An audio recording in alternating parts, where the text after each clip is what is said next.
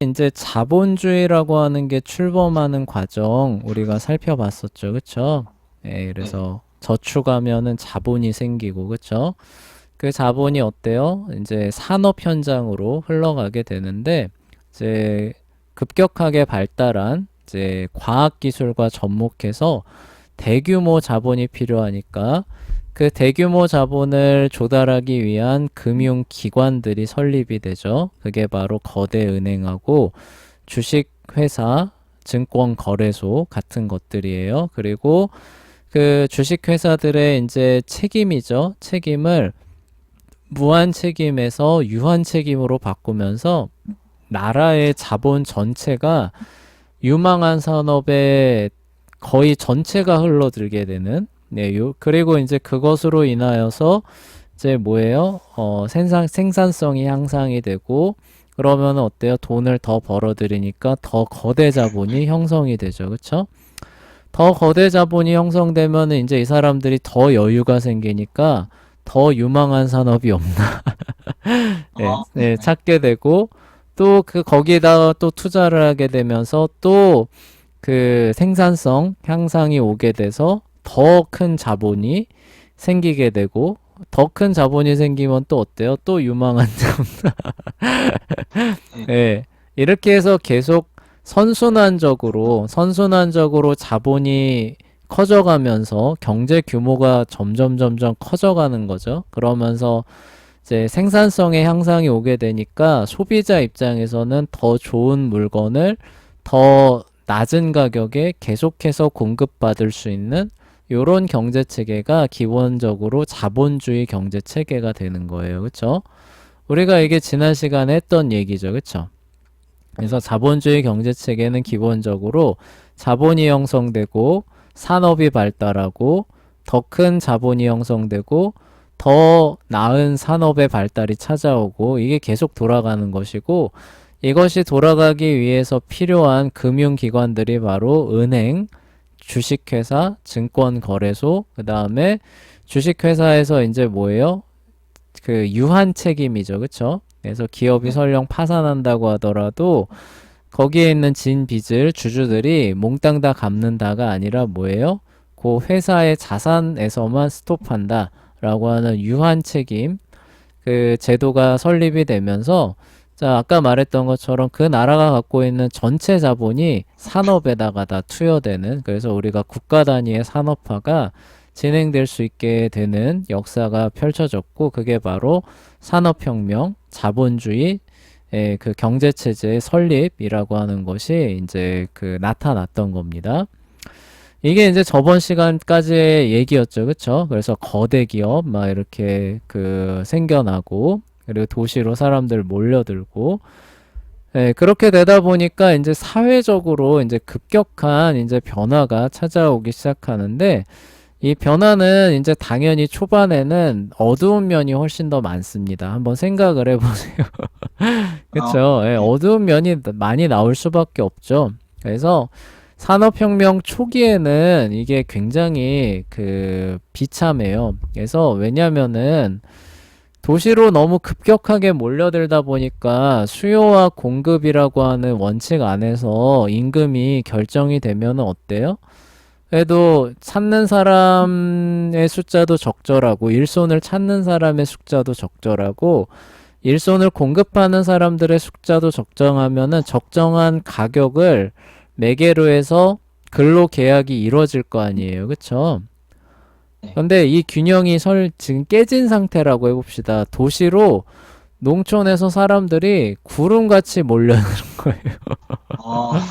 그러면 그 네. 사람들을 고용하는 공장의 고용주들 입장에서는 임금을 많이 줄 필요가 있나요, 없나요? 없게 되겠죠. 그쵸? 네. 예, 그러니까 조금 줘도 사람을 구하게 되다 보니까 근로를 하게 되는 근로자들 입장에서는 어때요? 더 낮은 가격에라도 가서 자리가 나기만 하면은 오케이가 되겠죠. 그쵸? 네. 네, 이런 상황이 펼쳐지게 돼요. 또 그렇게 되니까 어때요? 또 공장주들 입장에서는 어때요? 이 사람을 계속 고용하는 것보다는 해고를 하고 새로 고용하면 어때요? 더 낮은 가격에 네. 사람을 고용할 수 있겠죠. 그쵸? 예, 네. 그게 바로 이제 수요와 공급이라고 하는 그 균형 그에서 이게 이제 압도적으로 한쪽으로 쏠려서 깨졌을 때 이런 변화가 나타납니다. 예. 네. 그러니까 근데 여기선 이제 뭐예요? 근로를 제공하는 그쪽이 압도적으로 많게 되니까 그거를 고용하는 고용주들 입장에서는 진짜 너무하다 싶을 정도로 이 사람들을 마구 부려먹을 수 있는 그런 환경들이 펼쳐졌던 거예요. 아, 예, 초기에 네. 산업혁명 초기에 예, 그렇게 됐던 겁니다. 그래서 평균 근로시간이 어떻게 되느냐? 평균 근로시간이에요. 평균 근로시간이 14시간에서 16시간입니다. 네. 생각을 해보세요. 하루가 24시간이잖아요. 그쵸? 네. 하루가 24시간인데 평균이 14시간에서 16시간이다. 그러면 이게 뭐예요? 10시간에서 8시간 빼고는 다 일한다는 뜻이잖아요. 그쵸? 네. 근데 사람이 자는 시간 있잖아요. 그쵸? 우리, 한 8시. 네, 평균 권장 시간이 얼마예요? 8시간 정도죠. 그쵸? 네. 그러면은 밥 먹는 시간 빼놓으면은 밥 먹는 시간도 포함 안 됐죠. 8시간 자면은. 아, 네. 자고 일어나서 그냥 다 일하는 거라고 보면 되죠. 그쵸? 예. 네. 그러니까 산업혁명 초기에 도시 근로자들의 생활이 뭐냐? 먹고 일하고 자고 먹고 일하고 자고인데 다른 시간은 아예 염두를 못 내는 그런 환경인 거예요. 그리고 네. 심지어는 뭐예요? 20시간 가까이 일하는 그런 사람도 존재를 하게 됩니다. 하루에 20시간. 그러니까 뭐예요? 이 사람은 4시간밖에 여유가 없는 거예요. 그나마 그 4시간의 여유도 뭐예요? 먹고 자고 하는 시간에 다 써야 되는 게 4시간인 거죠. 그러니까 이 사람은 뭐예요? 하루에 2시간 아니면 3시간 자면서 계속 일해야 되는 거죠. 그쵸? 네. 예. 재현이 이렇게 살라고 하면 살 수 있을까요? 아니요. 어, 완전히 이거 하다가 그냥 진짜 과로사로 과로사 하라는 얘기예요. 거의. 그쵸? 네. 그러니까 이 정도 그러니까 균형이 깨진 거죠. 너무 일손이 많이 몰려오니까 사실 예를 들어서 이 정도 그 근로 조건에 일하라고 하라면은 일할 사람이 있겠어요, 없겠어요? 그렇겠죠. 원래는 없겠죠. 저거 나 죽으라는 거니까. 그런데 이 정도로 이제 그 도시로 사람들이 몰려오다 보니까 이제 일자리는 많이 없고 안 그러면은 어때요? 지금 당장 굶어야 되고 그러니까 굶는 거보다는 차라리 이렇게라도 해야 된다는 거죠. 근데 그런 사람이 나만 있는 게 아니라 주변에 널린 거죠. 그러니까 뭐예요? 고용주 입장에서는 그러면은 그 중에서 가장 적은 임금을 받겠다는 사람을 채용을 하니까 아, 네. 예, 이런 식의 현상들이 벌어졌던 거예요. 그래서 살인적인 근로 환경에 그 처해져야 되는데 이게 이런 식의 변화를 몰고 올 거라고 예상했던 사람이 있었을까요? 없었을까요? 이 초반기에 없었어요. 그러니까 사회적으로 이런 그 현상에 대해서 대비가 전혀 안 돼 있었던 겁니다. 예, 전혀 안 돼 있는 상태에서 이런 일이 그냥 벌어졌던 거예요. 기계 들어오고 공장 벌어지고 그리고 농촌에서 사람들 막 몰려 들어오면서 도시에서 그나마 먹고 살려는 사람들이 몰리게 되는데 그 사람들이 너무 많은 거죠. 그쵸? 네, 14시간, 16시간, 20시간 이렇게 일한다고 해도 사람들이 많은 거예요. 그쵸? 넘쳐나는 거예요. 네, 그런데 이제 이런 사람들을 통해서 이제 뭐예요? 산업의 생산성, 효율성 개선되면서, 그쵸? 이제 그 공장을 운영하는 고용주들은 어때요? 대규모로 돈을 벌기 시작하죠. 그쵸? 예전과는 비교할 수 없을 정도로 거대 자본을 형성하는 자본가 계층이 되는 거죠. 그쵸? 네. 그런데 이 사람들이 어때요? 요런 식으로 정말 쥐꼬리만큼 떼주면서 그 이익을 얻는 걸 가지고 또 어떻게 해요? 또 투자하죠. 그쵸? 또 거대 공장 짓고 그러면서 이제 이 사람들은 어때요? 점점 잘 사는, 그쵸? 너무 잘 사는, 그쵸?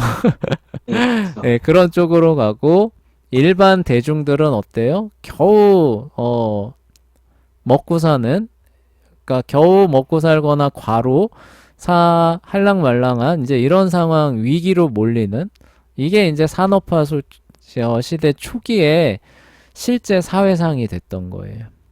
그래서 네. 러다이트 운동이라 그래가지고 이때 근로자들이 기계를 다 부셔버리자 기계는 악하다 막 이러면서 예, 사회 네. 운동을 벌일 정도였는데 예, 이해가 되죠, 그쵸? 예, 기계 때문에 우리가 이렇게 어떻게 보면 사지로 몰린 거 아니냐 이러니까 그 분노와 미움을 쏟아내는 그런 상황이 됐던 거죠. 그래서 여기서 그 얘기예요. 급격한 산업 환경의 변화가 사람들의 삶에 어떤 변화를 가져올지에 대한 이해가 없었던 거예요. 그쵸? 예, 네. 지금 같으면은 도시로 이렇게 사람들이 너무 몰려가지고, 그 임금이 너무 지나치게 저렴해진다. 거기에 대한 사회적인 대비책이 있죠. 그쵸? 그래서 물론 그게 뭐 없는 게 더 낫다라고 하는 사람들도 있지만, 그거에 대한 보호책으로 최저임금 제도 같은 거를 도입을 해서 뭐예요? 일정 수준 이하로는 임금을 더 낮게 못 주게 해서 그쵸? 아, 예, 이런 거 네. 같은 경우가 어쨌든 그 후대에 그 사회는 그러니까 급격하게 사회가 변해가고 바뀌게 되다 보면은 이런 식의 충격이 와서 사람이 사지로 몰린다라는 거를 봤기 때문에 이런 식의 제도들 안전장치를 둬서 사람들이 사지로 몰리지 않게 하는 그런 것들이 생겨났잖아요. 그쵸? 그런데 네. 산업화 시대 초기에는 그런 게 있을까요? 없을까요? 없겠죠. 국가 단위의 산업화라고 하는 게 처음 하는 겁니다. 근데 그게 이런 식의 사회적인 충격을 가져올 거라는 것을 예측하거나 내다볼 수 있는 사람이 없죠. 그쵸? 그러니까 네.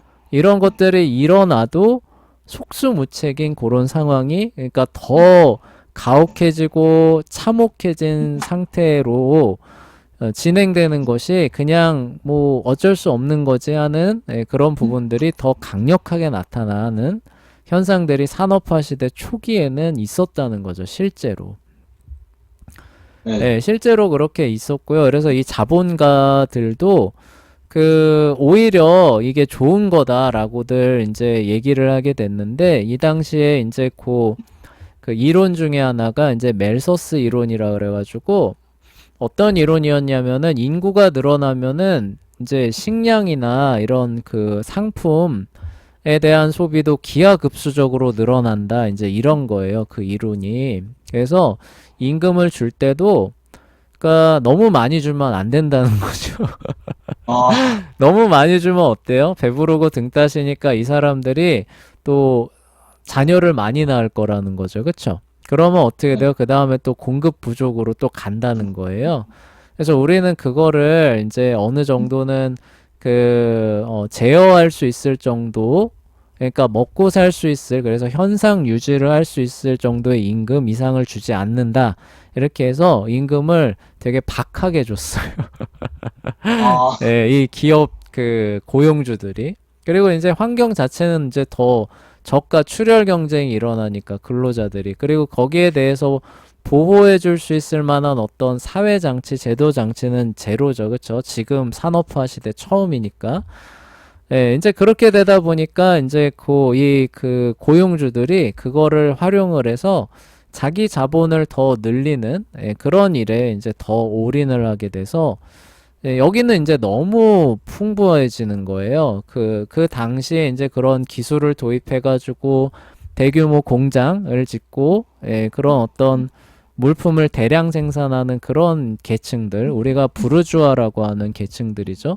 그 네. 계층들은 너무 부유해지는데, 이제 도시로 몰려든 일반 대중들은 아직은 막 그렇게 크게 나아지는 게 없는 겁니다. 오히려 뭐예요?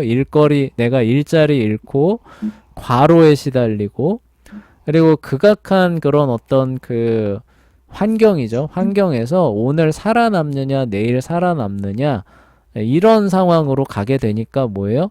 이 사람들이 그냥 다 기계다 때려 부수자. 그쵸? 네, 산업화 이거 좋은 거 아니네 하면서 뭐예요? 사회 불안을 야기하는 요런 식의 그 환경이 조성이 실제로 됐었다는 거예요. 네.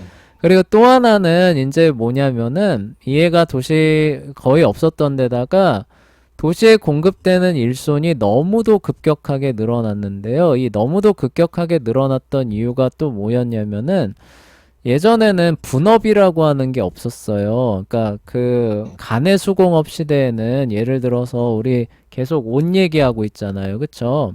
옷 네. 얘기하고 있는데 집에서 옷을 만들어낸다 그러면 어때요? 숙련된 장인이 그 뭐냐 목화 그 솜에서 씨앗 분리하는 것부터 시작해서 실 만들어내는 거, 실을 엮어가지고 포를 만들어내는 거, 그 포를 재단을 해서 옷을 만들어내는 전 과정을 한 명의 장인이 다 진행하죠. 그쵸? 네. 그러다 보니까 어때요? 만들어내는 그런 어떤 제품의 숫자도 적고 시간도 많이 걸리고 이렇게 되잖아요. 그쵸? 그러니까 오히려 일손이 많이 들어가게 돼요. 그쵸? 어떠한 그, 제품 생산량을 만들어내기 위해서는 사람의 손이 많이 들어가게 됩니다. 요런 체계 안에서는. 그러니까 뭐예요? 오히려 일자리는 많은 거죠. 그쵸? 네, 많은 거예요. 그런데 이게 어떻게 되냐면은 공장 체계가 설립이 되면서 이게 이제 그 분업이 되기 시작합니다. 그러니까 분업이 되면은 일자리가 많아져서 좋지 않느냐? 그쵸? 예, 왜냐면은 한 사람이 하는 거를 3명, 4명, 5명이 나눠서 하니까 그럼 일자리가 더 많아지겠네, 더 좋겠네, 라고 생각이 되잖아요. 그쵸? 그러니까 이런 거 아까 말했던 옷 만드는 거예요. 예전엔 한 사람의 장인이 다 했는데 이제는 3명이 나누는 겁니다. 야, 너는 뭐 하는 거예요? 목화솜에서 씨만 발라내. 네. 예, 그쵸? 씨만 발라냅니다. 그러면 면화가 나오죠. 그리고 또 얘는 뭐예요? 야, 너는 그 면화를 가져다가 이 방적기에다가 집어넣는 일만 해. 네. 그쵸? 그럼 나온 거 가지고 그러면 실이 나오면 뭐예요? 그 실을 너는 여기에다가 조면기에다가 내 조면기와 방적기를 지금 제대로 그 헷갈릴 수는 있어요. 두 개가 바뀔 수 있는데 너 조면기에다가 넣기만 해 이러는 거죠. 그쵸? 그럼 나온 걸 가지고 이제 어떻게 해요? 너는 이거 가지고 뭐 재봉틀 같은 거 돌려서 옷으로 만들기만 해 이렇게 하는 거예요. 예전에 한 명만 가지고 되는데 이제는 어때요? 단계별로 공정별로 한 사람씩만 필요하다고 4명이잖아요. 그쵸? 네. 그러면 이거를 또 대규모 공장에서 하니까 이거 엄청난 그쵸? 일자리가 늘어나잖아요. 그쵸? 그러면은 네. 좋은 거 아니냐? 오히려 일자리가 더 늘어나니까 안 그래도 지금 도시로 일손들 일자리 찾아서 몰려들고 있는데 일자리가 늘어나니까 그러면은 더 좋겠네라고 생각했는데 이게 오히려 거꾸로 갑니다. 아, 왜 거꾸로 가냐면요. 그러니까 장인 같은 경우는 예를 들어서 야 너한테 이 재료 다 줄 테니까 이 정도 옷 만들어 내라라고 하면은 할 수 있어요, 없어요? 없죠. 없죠. 경험이 없는 사람들한테는 저거 못 하는데요. 이렇게 되잖아요. 그쵸? 네. 그런데 야 너 여기 면화에서 씨만 발라내는 일 해라 라고 하면 어때요? 그거 할 수 있죠. 이렇게 되잖아요. 그쵸? 아, 네. 그러니까 뭐예요? 이 분업화가 이루어지면서 해당 일에 대한 강도와 난이도라고 하는 진입 장벽이라고 하는 게 확 낮아지니까 예전에는 진입할 수 없었던 일손을 제공하는 손길인 여성과 아이들조차도 큰 어려움 없이 그 해당 산업에 투입이 될 수 있는 환경이 조성이 됐던 거예요. 네. 그러니까 3명, 4명, 5명이 필요해진다고 하더라도 예전에는 일하지 않았던 여성들과 아이들이라고 하는 그 새로운 계층이 노동시장에 진입을 하게 되니까 어때요? 아, 완전히 예, 이 노동력을 공급하는 것들이 너무 많아지는 겁니다. 그쵸? 네. 예전에는 성인 남성 혼자서 했던 일을 갑자기 어린애들과 여자들. 여성들이 거기 들어간다고 생각해. 아, 예, 그런 상태에서 인구들이 도시로 몰려들고 하게 되다 보니까 이게 일손 공급이 너무 많아졌던 거죠. 그쵸? 네. 예, 그렇게 되다 보니까 아까 말했던 것과 같은 굉장히 비참한 그런 환경들이 근로자들한테 조성이 됐는데 산업화라고 국가 단위의 산업화라고 하는 게 처음 일어나다 보니까 그런 식의 비참한 환경이 조성될 거라고는 누구도 예상 못했죠. 그쵸? 예, 네. 누구도 예상 못한 데다가 그 당시에 유행했던 그런 경제 이론 중에 하나가 이 사람들 너무 잘해줘서 번성하게 해주면 된다는 거예요? 안 된다는 거예요? 안 된다는 완전, 겁니다. 그러니까 그게 이렇게 맞물리는 거예요. 그리고 또 자유 그런 사상에 의해서 그냥 그 수요와 공급에 의해서 결정되면 되는 거지. 그리고 뭐 이 사람들이 그 값에 하겠다고 하는데 그래서 내가 계약을 맺은 건데 이게 뭐가 잘못이야. 이런 이제 그것들이 이제 더해지면서 이 사람들의 생활이 너무나 비참하고 가혹한데도, 뭐, 그게 뭐 어쨌다는 것이냐 이러면서 그냥 계속 그런 어떤 그 과정들이 진행이 되어가는 그게 이제 산업화 시대 초반부에 있었던 얘기예요.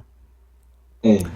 그러니까 이 근로자들 입장에서는 안 되겠다라고 하는 생각을 하게 됩니다. 그러니까 이 수요와 공급 법칙에서 그냥 놔두면은 이미 균형은 깨진 거죠. 왜냐하면 너무 몰려드니까, 그쵸? 너무 몰려드니까 안 된다는 거예요.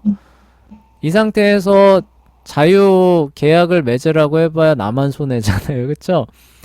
예, 네. 그러니까 이제 이 근로자들이 이 거대 기업을 상대하기 위해서는 우리가 뭉쳐야 된다, 힘을 합쳐야 된다, 이렇게 이제 그 생각을 하게 돼요. 그러니까 설령 내가 오늘 굽는 한이 있다고 한다 하더라도 이 정도 선 이하의 임금을 제시하면은 모두가 일을 안 한다. 네. 이렇게 되면 어떻게 되는 거예요? 사람을 구하기 위해서라도 일정 수준 이상의 임금을 제시를 할 것이고, 물론 그 임금을 받고 모두가 일하는 건 아니겠지만, 누군가 가서 일한다라고 하게 되면 그 사람은 먹고 사는 것이고, 그럼 그 정도 선에서 계속 일자리가 제공이 되다 보면 언젠가 그 혜택을 내가 받는 타임이 올 거라는 거죠. 그쵸? 네. 예, 요런 식으로 이제 근로자들도 생각이 돌아가기 시작하면서 우리가 흔히 말하는 노동단체라고 하는 걸 결성하기 시작합니다. 그래서 이제 네. 뭐예요? 고용주하고 교섭을 벌이는 거예요. 우리가 지금 이렇게 열악하게 일하고 있는데 이 정도 그 수준의 임금 가지고는 안 된다. 더 달라. 이렇게 요구를 하는 거예요. 그래서 노 하면 어떻게 돼요? 공장 전체가 일제 파업에 이제 들어가게 되는 겁니다. 그냥 그 다음날 모든 근로자들이 다 안 나와 버리는. 아, 아, 예. 네. 이렇게 되면은, 그러니까 예를 들어서 일부가 안 나온다. 그러면은 새로 고용해가지고 채우지가 네. 되는데 일제히 다 안 나와 버리면 어떻게 되는 거예요? 이거는 고용할 수도, 네. 예, 한 번에 고용으로 채울 수는 없는 거잖아요. 아무리 일손이 공급이 된다고 해도. 그러니까 네. 이제 그 고용주들이 이거는 안 되겠다. 예, 아, 라고 하면서 그들이 이제 협상을 하는 거죠. 둘 사이에 협상을 하는 거예요. 그래서 저기 뭐냐, 너 다 해고해 버릴 거야, 막 이러면서, 그쵸? 그래? 파업해? 다 해고해 버릴 거야, 이러면서, 그래? 그럼 여기 뭐예요? 다 해고해 봐라. 예, 공장이 돌아가나? 이러면서, 그쵸? 네. 그러면 이제 어때요? 둘 다 어떻게 할 수 없으니까 한 발씩 물러나서, 그래, 요만큼 올려줄 테니까 일하자. 그래, 우리가 원하는 만큼 이 정도였는데, 그래도 이렇게 하니까, 그래요, 우리 일합시다. 라고 하면서 다 같이 나가서 일하고, 요런 식으로 이제 그 사회 문화가, 정착이 되기 시작해요. 그러니까 그 이전에는 이런 걸 생각을 못 했던 거죠. 근데 너무나도 가혹한 환경에 처해지다 보니까 이 근로자들도 살아남기 위해서는 우리가 단체 행동을 해야 된다는 거죠. 그쵸? 예, 단체 행동을 해서 고용주의 호주머니로부터 끌어내야 된다. 아, 네, 그쵸. 네. 그걸 지렛대로 삼아서 끌어내야 우리가 사람답게 그나마 살아갈 수 있는, 왜냐면 고용주가 못 벌면 또 모르겠어요. 못 벌면 모르겠는데, 이때 이제 막 그 엄청나게 그 비약적인 그런 어떤 그 생산성을 가지고 돈을 사실 쓸어 담는 중이잖아요. 그쵸? 네. 네, 쓸어 담는 중이니까 그거를 지렛대로 삼아서 우리가 살 수 있는 양만큼을, 왜냐하면 이거 잘못하면 죽는 그 진짜 절대적으로 죽는 그런 어떤 그 환경이니까 우리가 그나마 그래도 살아갈 수 있는 그 분량을 우리가 가져와야 된다. 이걸 지렛대로 삼아서 예, 이렇게 해서 이제 결성되기 시작한 게 노동단체, 오늘날의 노조라고 하는 거 있잖아요. 노동조합 이런 겁니다. 그래서 노동조합의 결성을 통해서 고용주와, 그러니까 너무 많은 그런 어떤 그 뭐냐, 그 일손이 제공된다라고 한다 하더라도 그걸 통해서 진짜 그 생존이 위협받는 지경까지는 내려가지 않게 하는 그 나름의 생존 방식을 노동자들이 개발해내게 되는데, 그게 바로 뭐냐면은 단체 행동을 통해서 뭐예요? 그 이하로는 내려가지 못하도록 고용주하고 교섭을 한다. 아, 예, 이거예요. 예, 그것도 이제 자유라고 하는 테두리 안에서 또 이루어지는 거죠. 그쵸? 그래서 고용인과 근로자 사이의 힘의 균형이 노동단체, 노동조합 결성이라고 하는 걸 통해서 이제 뭐예요? 무너졌던 밸런스가 맞기 시작하죠. 그쵸? 예, 그러다 보니까 그, 극도로 향상된 생산성을 통해서 더 정말 기하급수적으로 늘어나고 있는 그 거대 자본들 있잖아요. 그쵸? 그 네. 거대 자본들의 그 유익이 요 루트를 따라서 근로자들한테도 흘러내려가기 시작합니다. 네. 그러니까 고용주들, 공장주들이 뭐 어떤 굉장히 윤리적인 그런 어떤 뭐 선함을 갖고 이 사람들 너무 불쌍하다. 네. 살려줘야겠다라고 하면서 진짜 뭐 대승적으로 임금을 올려주고 뭐 환경을 돌봐주고 했던 건 아니에요. 예, 네. 그런 건 네. 아니었고, 노동조합이라고 하는 게 결성이 되면서 우리의 요구 조건을 들어달라. 그러니까 이런 게 생길 거라고는 누구도 예상 못한 거죠. 근로자들 사이에서 노동조합이라고 하는 게 설립이 되면서 왜 우리의 요구 조건을 들어달라, 아니면 우리 전부 다 안 나오겠다, 이렇게 나왔던 거예요.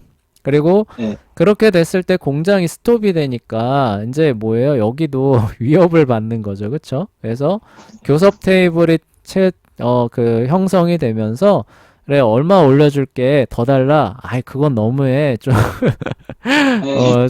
이게 그러잖아 하면서 이렇게 계속 실랑이 하면서 타협되고 타결되고 또 다음에 또 교섭하고, 그러면서 어떻게 되는 거예요? 그, 고용주죠. 고용주. 그 공장주에게만 쏠려갔던 생산성 향상으로 인해서 형성된 거대 자본이라고 하는 것의 유익이 고용주, 공장주에게만 머물러 있다가 이제는 어떻게 되는 거예요? 요걸 지렛대로 삼아서 많은 규모의 그 노동자들한테도 흘러 들어가기 시작하면서 근로자들의 생활 여건이 드디어 비약적으로 개선이 되는 쪽으로 흘러가기 시작하는데, 이거는 산업화 시대의 중반부, 후반부에 해당하는 얘기예요. 아, 무슨 얘기인지 아시겠죠? 그쵸?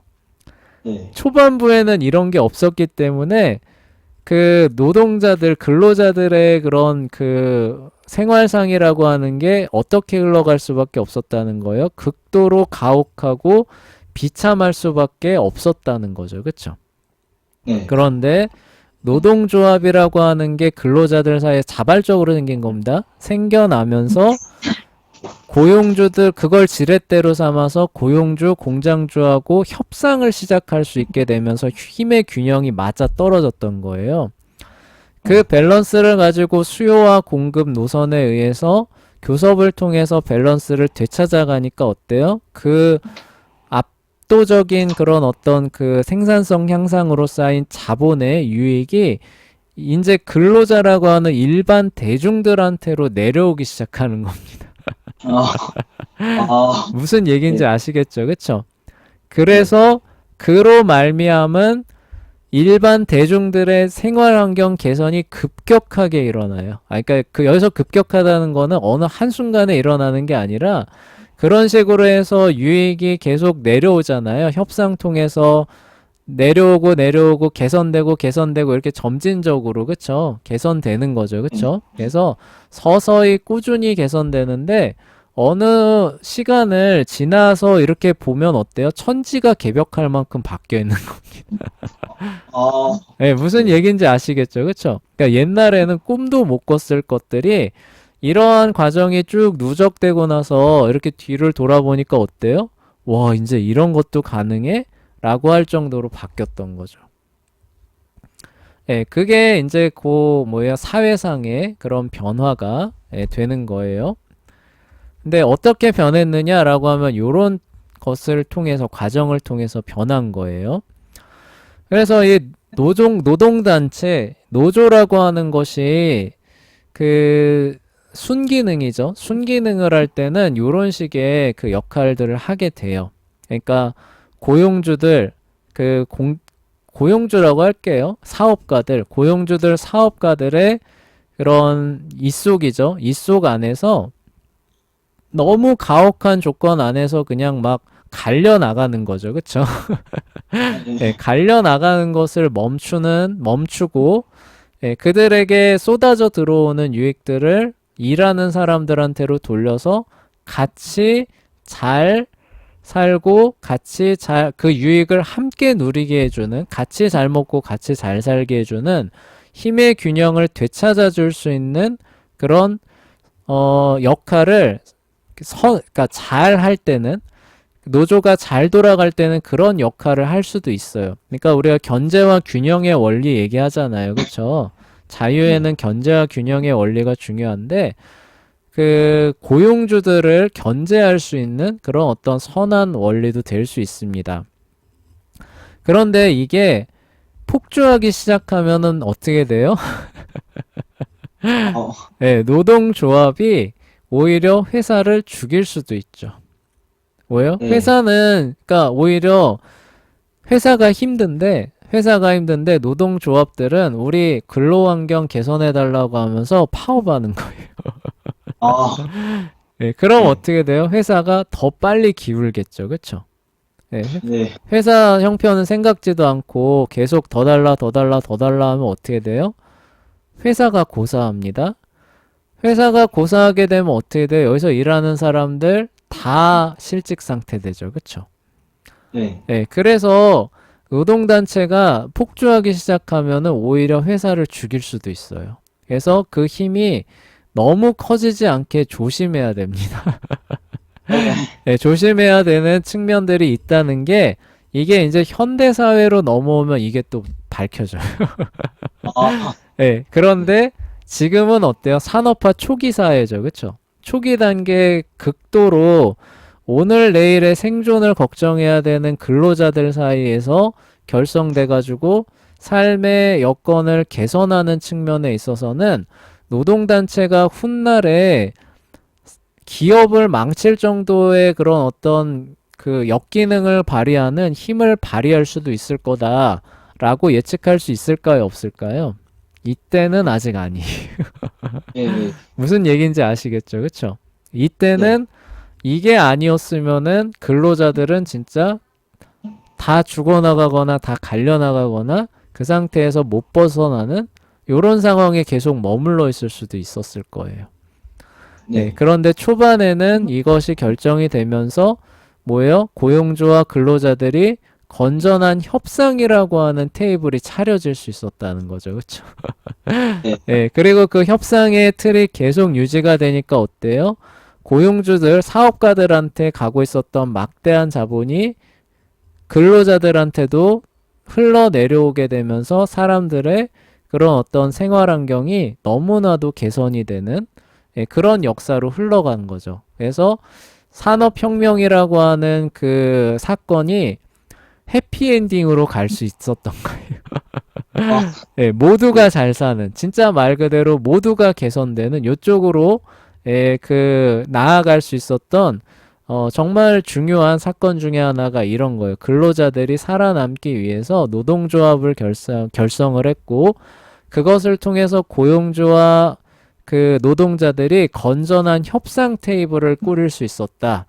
이게 이제 산업혁명 사회를 서로 윈윈의 관계로 접어들게 했었던 결정적인 지점이 됐던 겁니다. 그게 아니었다면 뭐예요? 사업가들, 고용주들만 계속 잘 살고 근로자들은 계속 죽어나가는 거죠. 그쵸? 이제 다음 시간에 얘기할 거예요. 이 사람들이 얼마나 산업혁명 초창기에 얼마나 가혹한 상태에서 살아갔는가를 다음 시간에 얘기할 텐데, 우리 근로 시간만 봐도 이미 가혹하죠. 그쵸? 예, 그런데 이 사람들이 살았던 환경은 더 가혹합니다. 근데 그런 상태에서 머물러 있지 않고 뭐예요? 그 초과 생산으로 인한 유익분이 사업가들도 번창해서 좋고, 일하는 사람들도 거기서 나오는 유익을 갖고 자기의 환경들을 개선해 나가면서, 그쵸? 삶을 윤택하게 만드는 결과로 쓰일 수 있게 되는 거죠. 그 길이 열리는 거예요. 그쵸? 그 길이 열리는데, 결정적인 역할을 한 게 이런 거예요. 그쵸? 이제는 뭐예요? 사업주와 고용주가 건전한 협상을 할 수 있는 장이 열렸다는 거죠. 그쵸? 산업화 시대에. 그게 이제 산업화 진행되는 중반쯤에서 노동단체의 결성을 통해서 그 협상의 장이 열리게 된 것이고, 그래서 중반 이후로 넘어가서 산업혁명 후반기로 가게 되면은 이제는 뭐예요? 계속 개선이 되니까 나중에 보면은 진짜 천지가 바뀌었다라고 할 정도로 바뀌는 거죠. 그쵸?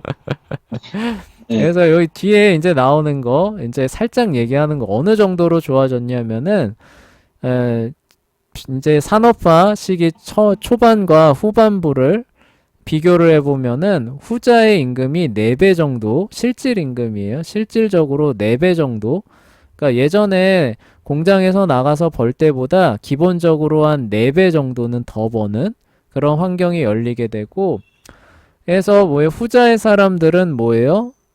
전자의 사람들, 산업혁명 초기에는 꿈도 못 꿨던 우유와 고기 같은 것도 쉽게 맛볼 수 있는 구매력을 지닌 계층으로 근로자들이 등장을 하게 됩니다.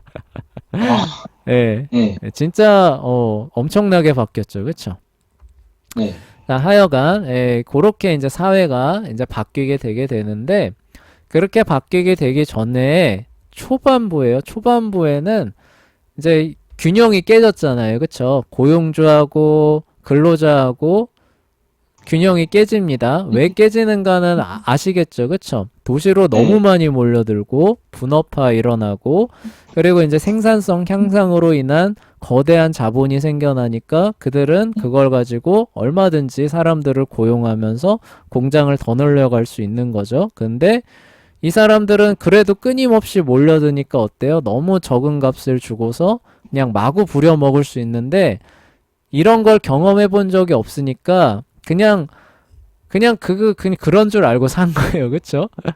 예, 그러니까 뭐예요? 그런 식의 가혹한 형편에 처해지니까 이 근로자들이 어때요? 살아남기 위해서 노동조합을 결성을 하게 되고, 그거를 이제 파업을 지렛대로 해서 건전한 협상 테이블이 차려지게 돼요. 그게 이제 산업혁명 중반기입니다. 협상 테이블이라고 하는 게 차려지게 되니까 어때요? 그렇게 해서 생겨난 거대 자본들이 근로자들, 절대 다수였던 근로자들한테 이제 단계적으로 계속 넘어오게 되는 거죠. 그쵸? 예, 넘어오게 되면서 사람들의 삶의 환경이 급격하게, 여기서 급격하게라는 건 차원이 다르다는 거예요. 그쵸? 차원이 다르게 개선이 되는 역사로 흘러가게 되는 게 이제 산업혁명 시대의 사회상의 변화가 됩니다. 그리고 이제 이게 현대사회로 들어오면 노동조합의 힘이 너무 세져가지고, 그 기업을 오히려 목 조이는 거 아니냐. 그러니까 힘의 균형이 맞아야 건전한 협상이 되잖아요. 그쵸? 그런데 이 네. 힘의 균형이 노동자 쪽에 너무 가 있어서 사업자들을 오히려 목을 조이는 것이 아니냐. 이런 얘기가 나올 정도로 힘이 커졌는데 초반기에는 이제 그런 건 아니었다는 거예요. 그쵸? 예, 그것이 결성되던 초반기에는 진짜 너무나도 열악한 환경에서 벗어나기 위한 건전한 협상 테이블이 마련되는 데 있어서 중요한 지렛대였다. 노동조합의 결성, 예, 그런 것들을 알아두시면 될 것 같고, 다음 시간에 이제 산업혁명기의 이 비참한 그런 어떤 그 실생활 살아가는 모습들, 그런데 그게 이런 식으로 해서 어떻게 획기적으로 바뀌는가, 이런 부분들 같이 살펴보도록 하겠습니다.